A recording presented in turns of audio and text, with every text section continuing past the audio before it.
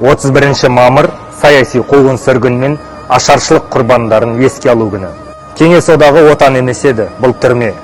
Қазақтарды және де басқа да халықтарды қырған өлтіру машинасы геноцидтің қазаны болды. 1930 жылдары 4 миллион қазақ аштықтан, азаппен қаза тапты.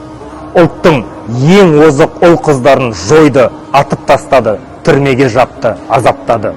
Ғалымдарды, ақындарды, жазушыларды, жауынгерлерді, мұғалімдерді, бүкіл қазақ зиялыларын құрдымға жіберді. Тілімізді, мәдениетімізді, тарихымызды жоюға тырысты. Лагерлерге қуды, Қарлақпен Алжир салды, азаппен өлімнің фабрикаларын құрды. Кеңес одағы халықтар тозағы болды. Бүгінгі Тоқаев режимі сол тозақтың тікелей мұрагері. Тоқаев Путиннің құлы. Ол бізді империяға, құлдыққа кері сүйреп жатыр.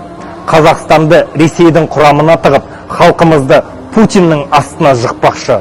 Сталин бұрын ата-бабаларымызды азаптап өмірін тозаққа айналдырса, дәл солай Сталиннің жолын енді Тоқаев жалғастыруда.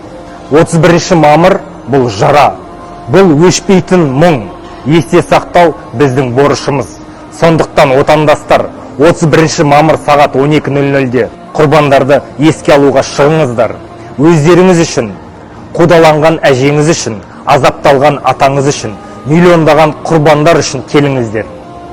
Біз құл емеспіз, бәрі есімізде, ұмытпаймыз, кешірмейміз, және біз бәрін өзгертеміз.